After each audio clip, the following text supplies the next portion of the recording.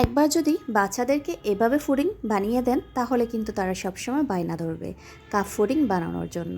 আসসালামু আলাইকুম এভরিওয়ান, খুব সহজে অল্প সময়ে কাপ ফুডিং কীভাবে তৈরি করে নিয়েছি আজকে আপনাদের সাথে শেয়ার করে নিব। চলুন দেখে নেওয়া যাক। কাপ ফুডিংয়ের জন্য এখানে আমি 2টি ডিম নিয়েছি। 2টি ডিম দিয়ে আপনারা 3টি কাপ ফুডিং তৈরি করতে পারবেন, যেমনটা আমি করেছি। এরপর স্বাদমতো 2 চামচ চিনি দিয়ে দিয়েছি।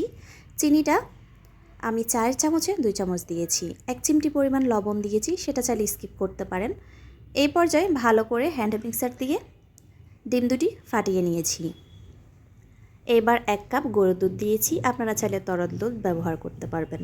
দুধটা ভালো করে জাল দিয়ে ফুটিয়ে এবং ঠান্ডা করে নিয়েছি। অবশ্যই দুধ ঠান্ডা করেই দেওয়ার চেষ্টা করবেন। এবার হাফ কাপ চিনি দিয়ে দিয়েছি। 2 চামচ পরিমাণ পানি দিয়ে দিয়েছি ক্যারামেলটা তৈরি করব। ক্যারামেলটা তৈরি করে কাপে আমি ঢেলে নিয়েছি, সাথে সাথে কিন্তু ঢেলে নিতে হবে। এরপর ঠান্ডা হওয়ার পর দিয়ে দিয়েছি দুধের মিশ্রণটা। এখানে আমার 3 কাপই হয়েছে, আর বেশি হয়নি 2টি ডিম দিয়ে। এই প্রসেসে দিয়ে দিব কাপ ফুডিংগুলো তৈরি হওয়ার জন্য।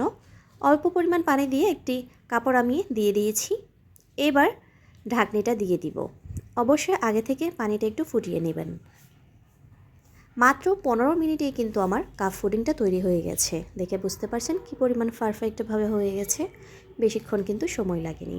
এরপর ফ্রিজে রেখে ঠান্ডা করে তারপরেই কিন্তু সার্ভ করবেন। এর আগে করলে কিন্তু ফুডিংটা নষ্ট হয়ে যাবে, ভেঙে যাবে।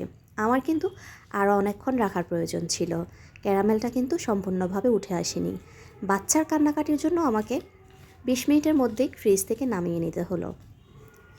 দেখে বুঝতে পারছেন কতটা ইয়াম্মি হয়েছে। মাশাআল্লাহ, অনেক সুন্দর হয়েছে। যেমন সুন্দর হয়েছে, খেতেও কিন্তু দারুণ ছিল। আজকের মতো এখানেই। ভালো লাগলে পাশে থাকবেন, সাবস্ক্রাইব করবেন এবং লাইক কমেন্ট করবেন। আল্লাহ হাফেজ।